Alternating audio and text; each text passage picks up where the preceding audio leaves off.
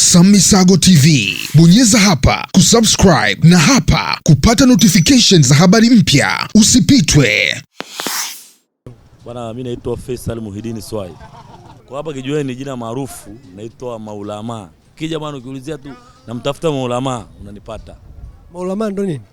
Yaani wananichukulia kuniita Maulama kwa sababu mimi ni ustaz na nimesoma sana dini. Kwa hiyo naijua dini. Kwa hiyo Maulama ukiangalia sehemu kama kule Uarabuni, Maulama ni wale watu ambao wapo baada ya mtume. Yaani watu wanaojua dini sana ndio Maulama hao. Kwa hiyo bwana ukija ukiulizia tu Maulama yuko wapi unanipata. Unakumbuka nini kwenye historia yako ya kupoteza kupoteza pikipiki? Asubuhi saa 11 nilipakia abiria hapa kijiweni. Nikampeleka Ubungo stand, alikuwa anasafiri. Nilipompeleka wakati narudi nikafika maeneo fulani wanapaita Shunga. Yaani ukitokea Ubungo ukifika hapo juu kuna kona moja ambayo ile kona moja inaenda makaburini, alafu nyingine inaenda Mabomwisho. Alafu nyingine inakuja huku ambao unakuja kuelekea kijiweni kwetu huku. Nikasimamishwa na bodaboda na abiria.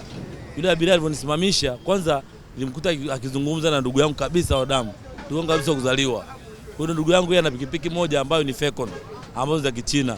Ambazo pikipiki uwezo wasitaji kabisa. Sasa yule ndugu yangu akaniita akaniambia bwana njoo kuna abiria. Nikajiuza pikipiki nikamrudia yule abiria. Kumrudia yule abiria akaniambia bwana nenda Temeke. Shingapi? Yule bwana Temeke pale utanipa shilingi 8,000 kwa sababu sasa hivi ni asubuhi. Yuko kama saa 11 alfajiri. Yule bwana akaniambia shilingi 8,000 nyingi. Chukua shilingi 5,000. Nikamwambia bwana niongezea shilingi ngapi? Shilingi 2,000 hadi 7,000. Akasema 7,000 bado nyingi, chukua 6,000. Nikamwambia basi poa twende. Yule bwana akapanda pikipiki. Ndugu yangu wakati naondoka nikasikia sauti ya ndugu yangu nyuma ananiambia bwana angalia bwana Temeke sio kuzuri saa hizi. Mimi nikamjibu nikamwambia huyu hazi niibia pikipiki huyu. Nikajiami. Wakati namjibu hivyo niliongea kwa Kichaga yule bwana asijue. Na yule aliyokuwa anakuambia ndugu yako alikuwa anakuambia kwa lugha gani naye? Yeye mwenyewe alinijibu ananiambia kwa Kichaga bwana angalia. Bwana nakulesha hiyo pikipiki. Unaona? Nikamwambia huyu hazi niibia pikipiki huyu kwa Kichaga sasa.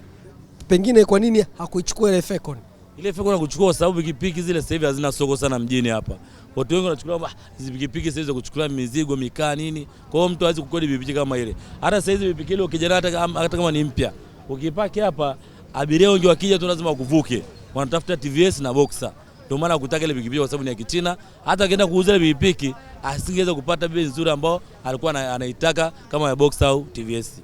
Nataka kujua, yani wewe umemkuta na ndugu yako alikuwa na pikipiki na Fecon, na huyo abiria alienda kwenye ile Fecon alikuwa anataka nini pale, au yeye alikuwa ameigundua ile pikipiki kwamba sio biashara?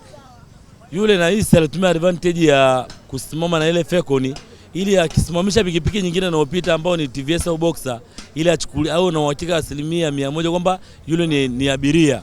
Ndio maana alitumia advantage ya kusimamisha ile Fecon. Lakini kumbe ni yake ilikuwa anataka Fecon. Alitumia advantage ya kusimama kwenye ile Fecon ili ukisimama uchukulie kwamba ima wameshindana bei au alikuwa hataki nini ile pikipiki. Kumbe alikuwa hataki ile pikipiki. Ndio maana wewe labda ndugu yako alikuwa ameshamshtukia hivi ndio maana akabidi kukupa taarifa hiyo kwa Kiruga. Yule ndugu yangu alikuwa ameshamshtukia kwa sababu alivyokuwa tu akimtajia kwanza kitendo cha kumkataa yule ndugu kuchukua ile pikipiki ndugu yangu. Yule ndugu yangu 100% alihisi kabisa huyu ni mwizi. Ndio maana akaniambia bwana huyu jamani anaenda Temeke. Endapo mtaelewana bwana uangalie.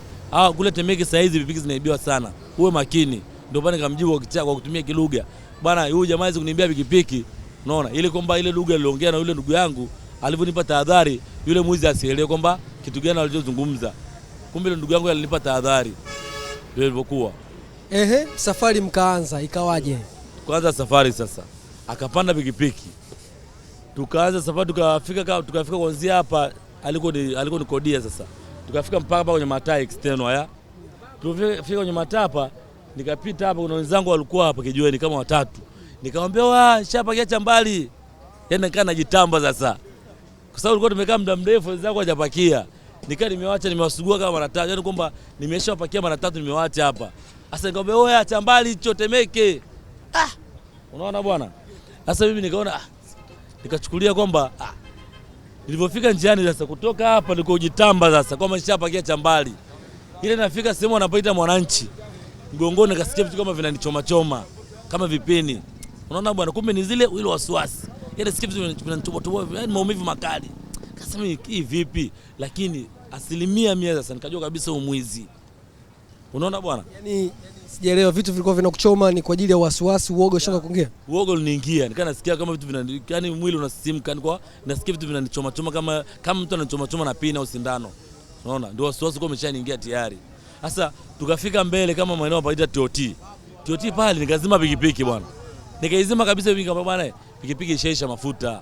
Unaona? Kama kuna uwezekano sasa uangalie utaratibu wa kuchukua pikipiki nyingine. Tena kumbe mimi nilikuwa napandisha nini choki. Kupandisha choki pikipiki wakati naenda kama inazima. Kumbe ni jamani mtaalamu, kumbe ananisoma mchezo na ufanya. Nikashusha choki pop, au bwana sikiliza.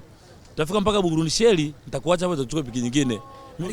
Yeye mwenyewe alikwambia mbona unapandisha choki au unashusha? Hakuniambia chochote. Ila alikuwa anaangalia unachokifanya. Kumbe nilikuwa napandisha choki ili aone kama ina misi, ili angalau safari yangu ifanyaje iishie Buguruni, kwa sababu tena nishashtuka kama ni mwizi wa pikipiki. Unaona? Sasa nilipofika pale Buguruni pikipiki nikazima nikapandisha tena choki juu. Pale nikafungua tenki kabisa. Unaona? Kumwambia hii pikipiki itakuwa mafuta machafu au mafuta hamna nini. Kufungua hivi nikatikisa sababu mafuta yakaa hapa juu yanaelea hapa juu. Unaona? Jamaa alivaa kapero hivi.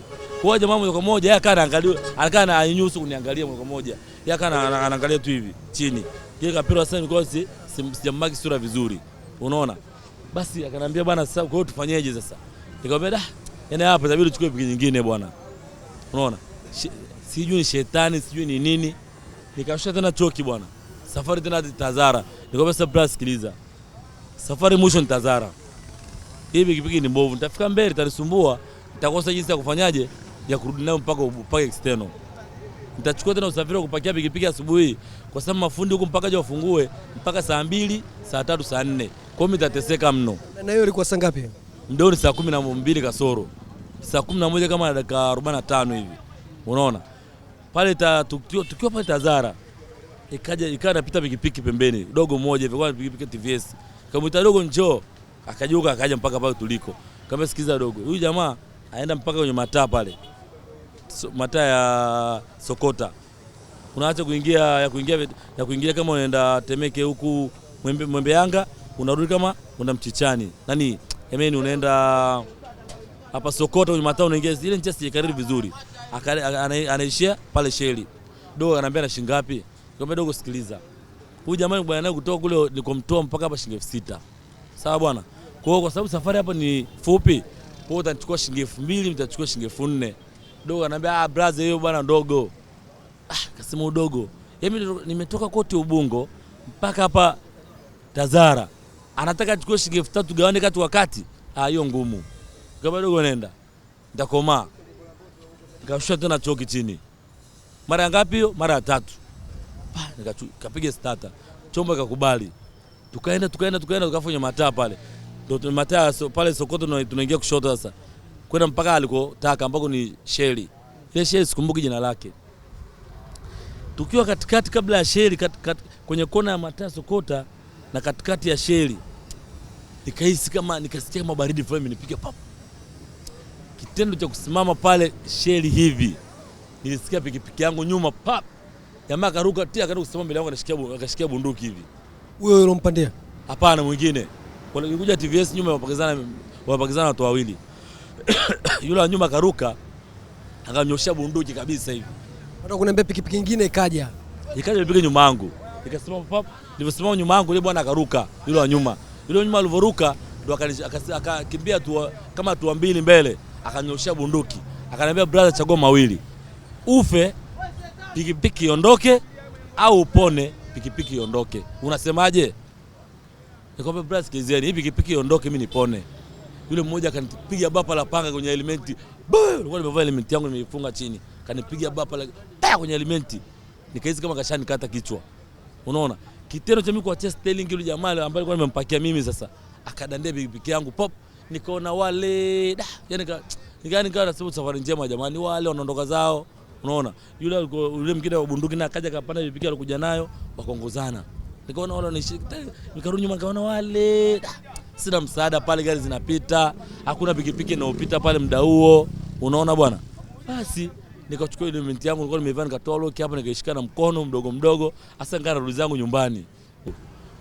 Nikafika hapo, nikaja na Safe Road hivi, nikakuta wenzangu wamekaa hapa. Unaona bwana? Nikamwambia jamani, pikipiki nimeibiwa. Hakuna aliyeamini hata mmoja. Kwa sababu nilipofika kwanza sina huzuni. Yani sio kama nimeibiwa. Unaona bwana? Nikamwambia jamani, mimi nimeibiwa pikipiki.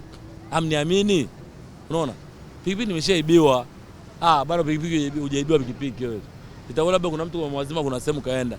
Nikamwambia pikipiki nishaibiwa mimi. Wewe wakaanza kunioje, umeibiwa pikipiki wapi?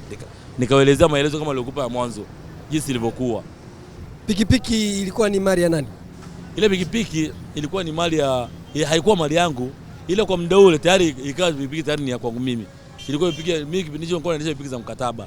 Nilikuwa nikimaliza mkataba hivi nampa mtu mwingine anafanya kazi, lakini kwa muda ule iliyoibiwa ilikuwa ni mkataba, lakini tayari nilikuwa nimeshamaliza mkataba kwa sababu ilikuwa bado wiki moja. Nipewe kadi ya pikipiki. Unaona? Ilikuwa kwenye ubora gani hiyo pikipiki paka? Bwana ilikuwa bado ni mpya. Ilikuwa ni Boxer 335 BQP. Ilikuwa bado mpya kabisa kwa sababu nilikuwa natunza sana pikipiki yangu.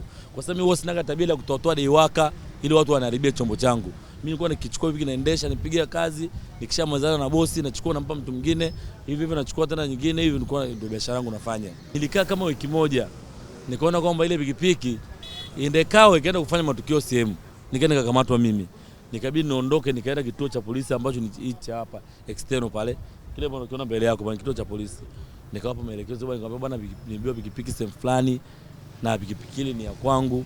Kwa hiyo nimesema je, mtoto tahadhari, mnipe arabi na tuone na maelezo endapo ile pikipiki inaweza kwenda kufanya tukio sehemu nikaja kukamatwa mimi, kwa sababu ile pikipiki bado nasoma nini ni ya kwangu mimi hapa. Haiwezi kujulikana yule mtu ambaye ameenda kufanya nayo tukio.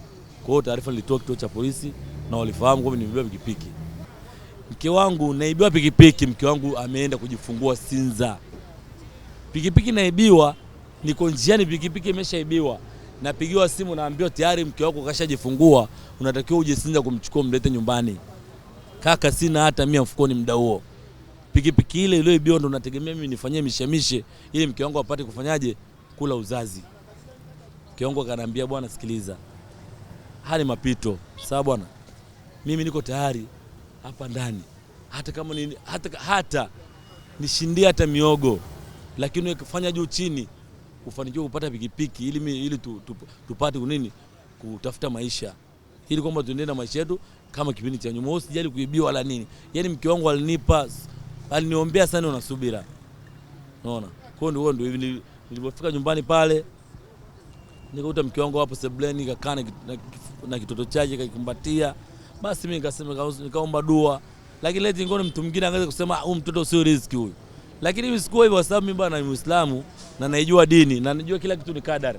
Hakuna kitu ambacho kinatokea isipokuwa ni Mwenyezi Mungu anakipanga. Samisago TV. Bonyeza hapa kusubscribe na hapa kupata notifications za habari mpya. Usipitwe.